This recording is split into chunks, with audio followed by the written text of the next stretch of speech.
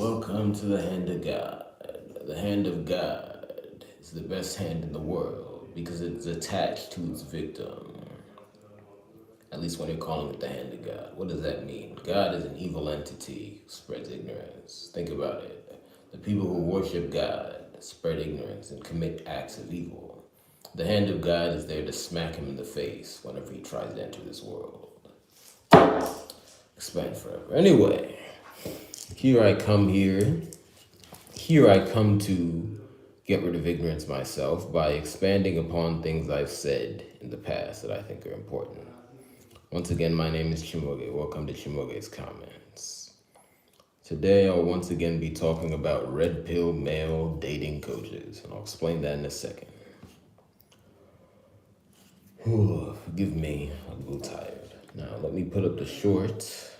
Yes, we have liftoff.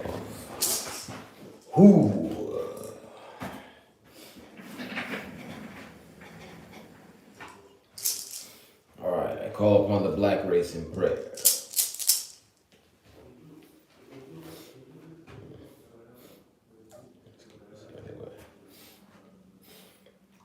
Okay. So what's my point here? It's very simple. Red pill male dating coaches. What are those? Those are male dating coaches who subscribe to either implicitly or explicitly the red pill philosophy. What is this? This is a vile philosophy coming out of what is known as the manosphere, which holds that men and really male individuals will never find solace in romantic relationships, and that is because women are not good. Again, that is the philosophy. That is not my philosophy. May that idea fade forever, but that idea has been put out there. It's wrong for many different reasons. I'm not going into that because really, if you don't see why that's wrong, you need a lot of help. But these dating coaches go out with that philosophy and they obtain clients. I'm talking right now specifically about people they coach on an individual level or, from what I've seen in many cases, in small groups, okay? So, they obviously spread their message online, but then one-on-one or in these small groups, they talk to people. I've seen people who talk primarily to men and people who talk to women. Either way, they defraud their clients. How do they defraud their clients? Because they make their clients pay them large sums of money for advice that just has no basis. And it's very simple. The metaphysical underpinnings of their philosophy is so far off that none of their advice really has weight, okay? And that's really the point, okay? Because if your starting point is that all relationships are doomed to fail, there's no point in you advising people because you're going to lead them astray. And then if you even go into some of their variations that, maybe a relationship could have a use, but only if you completely manipulate your partner or you assume that your partner is evil, that doesn't work out. So pretty simple point. Just came on here to make that. And then I'll reiterate it a couple times and I'll be out of here. Yeah. The hand of God can take it easy sometimes because it's not that hard to get rid of ignorance. Yeah. Anyway.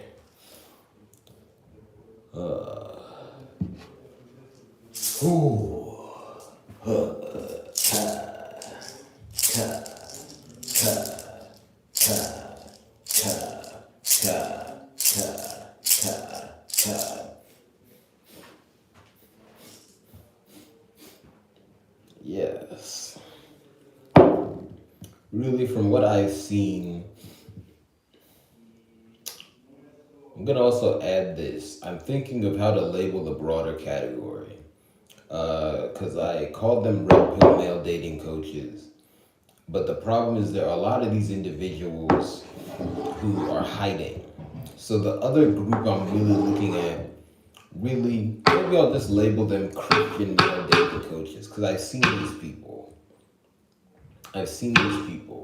who use the Bible or whatever to try and give love advice, and it really ends up being the same thing. And the way I know they're frauds is whoever their clientele is, they just talk negatively about their clientele's prospective partners. That just doesn't make sense. You can't be telling someone. First of all,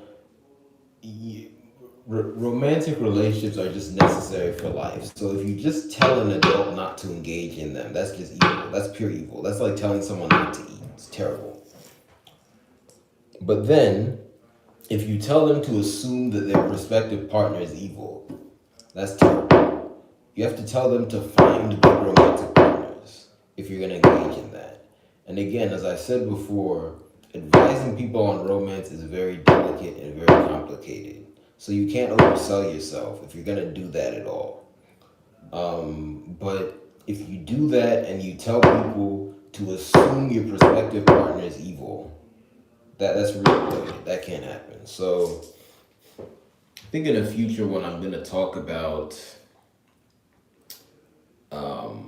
Christian male dating coaches, really, because that's another group of people I've seen. And there's a lot of crossover between Christianity and the manosphere. Okay, you have red pill pastors, you just have these weird red pill Christians, or maybe people who don't say they're Christian but then are complaining that they can't find someone of God to date or whatever, and they're constantly shifting the goalposts. I've seen all these types, you know. So yeah, anyway, there's just a lot of evil individuals to sift through.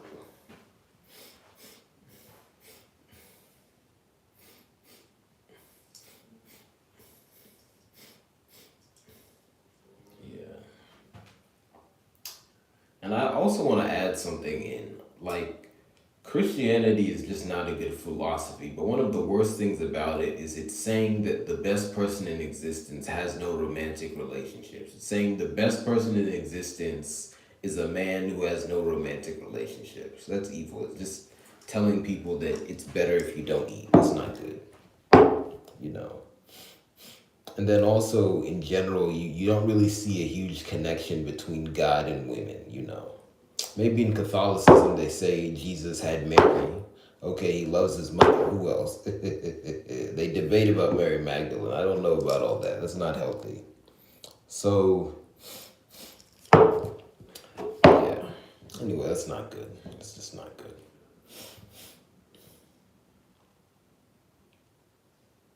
Yeah. Another crossover I've seen is this culture of online level up coursing. Someone says, "Come to me, pay me $1,000 a month or whatever, and I'm gonna help you level up. I'm gonna help you, you know, become a millionaire. I'm gonna help you, you know, dress so well that everyone will love you." All this nonsense. First of all, if the advice is that good, why is it not public? Secondly, what's going on? What's going on? You make all your money by advising people, but then you're gonna make them rich doing something else that you don't engage in at all. That seems very unlikely. It's very unlikely that you can tell someone what to do in one area and you can't succeed in it yourself. That's not to say that in the moment you're advising, you've reached your goal, but you should at least be working towards it in that area in a way that a reasonable person can see you're getting there, okay? And of course, you have to adjust these things for age. Don't really look at people under 30. There's this bad habit, and I think, again, a lot is coming in here. Because another thing I want to talk about is a lot of these red pill types. You have young red pill types, but the leaders in that space seem to be men between the ages of like 40 and 70.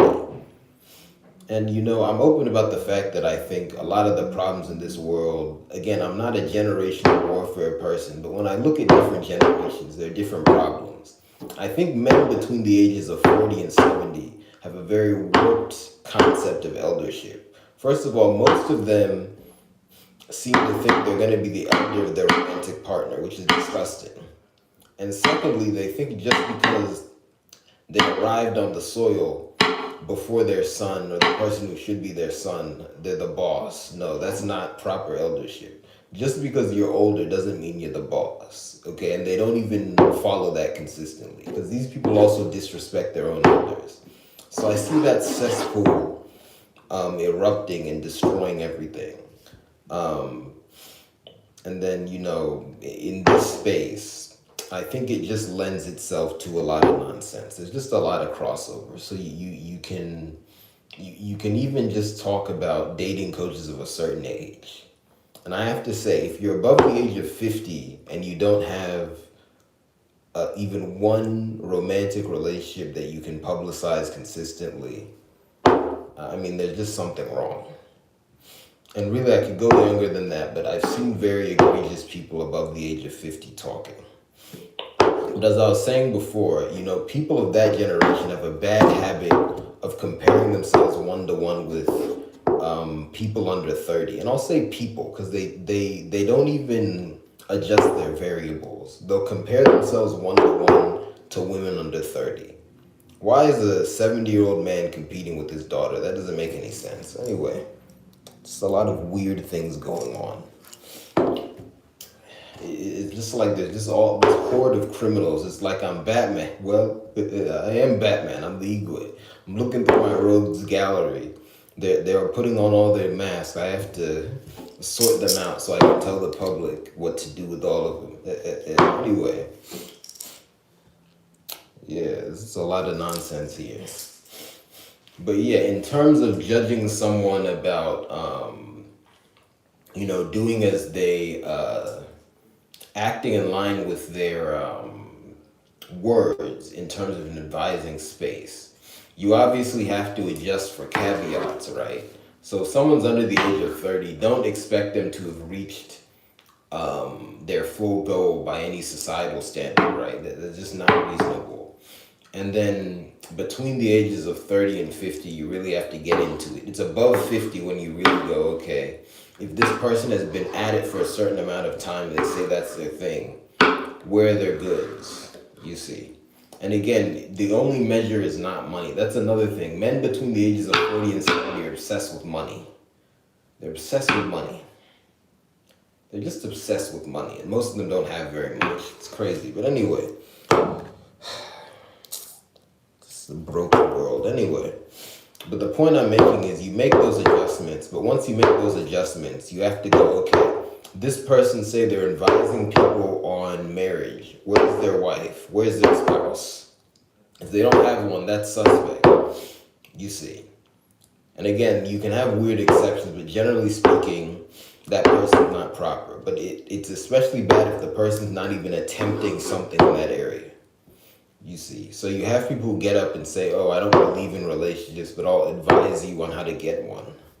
That doesn't really make sense, Or maybe you have weirdos who say, I believe relationships are important. It's my life's work to advise you specifically on relationships, but I'm not trying to get one right now. What is that? That's an odd person. These are all red flags. And again, these are general criteria. Every once in a while, you might see Ella. Every once in a while, Ella is a good person. Happy with Ella.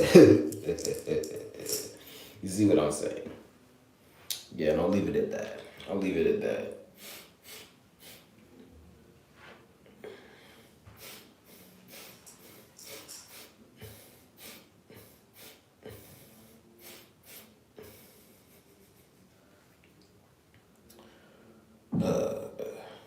Yeah. Even my criticisms of men, and again, men between the ages of 40 and 70, they tend not to hear nuance. So they'll think, a lot of these people, the ones I'm talking about, will think I'm talking about literally every single man in that age grade. No. I'm just saying these are general trends I've seen. So, anyway.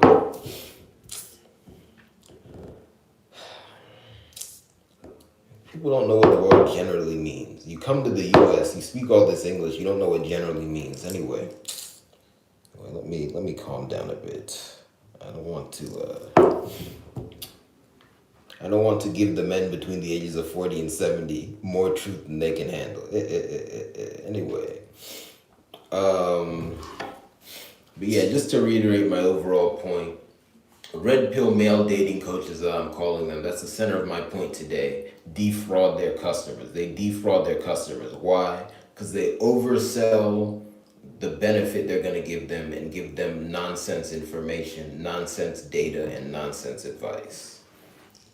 So yeah, because that red pill philosophy, that's never going to give you anything healthy in the relationship space. And again, you have overt red pill coaches and covert ones. But how do you know that someone is in this category? Is if they, one, talk in a male supremacist manner, and two, are saying that relationships will always fail. That's really the heart of it. It will never work. That philosophy is not true. There are many challenges in the world today. Romantic relationships are broken in the world today, but they can be fixed. Because the breakdown of romantic relationships in the world today is a culmination of the breakdown of society in general. Society is fixable, so is that problem.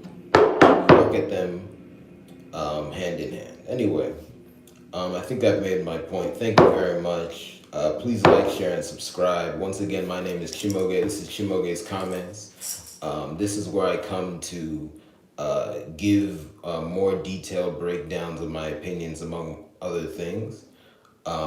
This is just one of my 6 networks here on my media company. This is on YouTube. I have 7 YouTube channels because one network really has 2 YouTube channels. That's Inquiry, because I have my standard YouTube channel there, and then there's the Inquiry Topic YouTube channel, which is where I have music that's available on streaming platforms. It's being published, so check both of those out. But you can check out the whole media company. Everywhere I have art to buy, I have merchandise to buy, I have Patreon subscriptions that are available, and then I also have options to donate. Everywhere the donations will go directly to the account for the overall media company. And you can donate on PayPal, Venmo, and Cash App. PayPal, Venmo, and Cash App. Thank you very much. See you next time.